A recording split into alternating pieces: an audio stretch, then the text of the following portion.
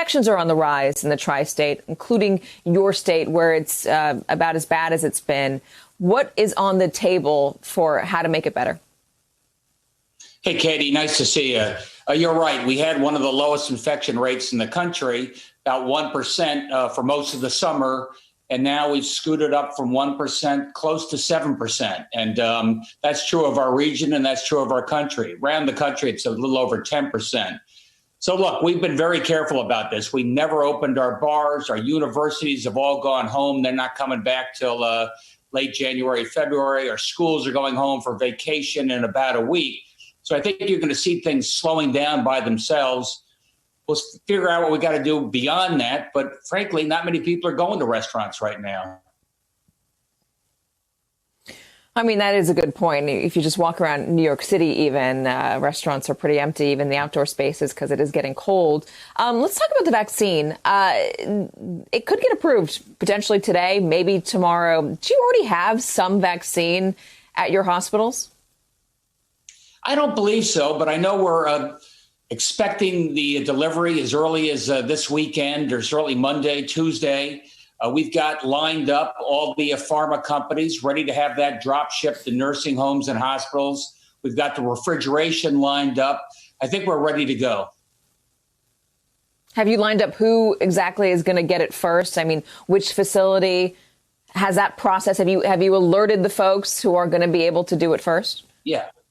Well, certainly the hospital workers, frontline healthcare workers, nursing homes. Nursing homes are for two reasons. Number one, that's where the fatalities are. And number two, they're the ones suffering complications and going into the hospital. So we prioritize nursing homes as well.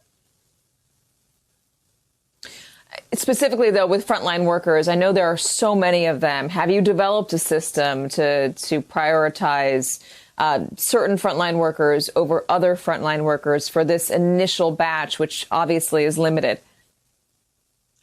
I got to say, we've deferred that to our vaccine advisory board. That's head of public health. That's some of the leading hospital folks in terms of prioritizing emergency room and ICU nurses. We'll let them make some of those calls. And by the way, Katie, they may not want to do them all at the same time if there's some slight side effects. You maybe want to do half of them first and the other half a week later. Especially if you got to let people go home and rest for a couple of days to get better.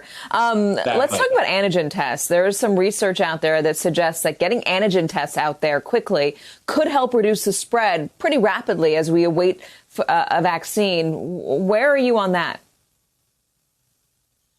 I think we're doing as much prevalence testing as we can, random testing, wastewater treatment, doing everything we can to get ahead of this and see where the infections are. And those towns that had the worst flare-ups were able to get massive testing in there quickly so people could quarantine and get off the battlefield. We're about to hit Christmas. There are a lot of people out there who just feel, frankly, comfortable with their family, even though Dr. Fauci and other health officials are saying, listen, stay away from each other, try to keep it minimized.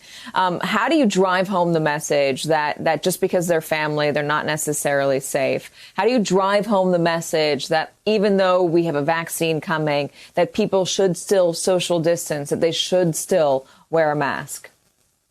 Hey, Katie, that's the key question. Everybody thinks governors can do everything by mandate, order you to stay home, order you to always wear the mask. But the other 95% is just persuasion, convincing you it's the right thing to do. I can't mandate common sense. And so far, I'm hopeful. We've got a little surge coming in after a post-Thanksgiving. And I hope that's a reminder to people at Christmas time, if you really love your family, stick close within your cohort. That's the most important thing you can do, and wear the mask whenever you're with others. Hey there, I'm Chris Hayes from MSNBC. Thanks for watching MSNBC on YouTube. If you want to keep up to date with the videos we're putting out, you can click subscribe just below me, or click over on this list to see lots of other great videos.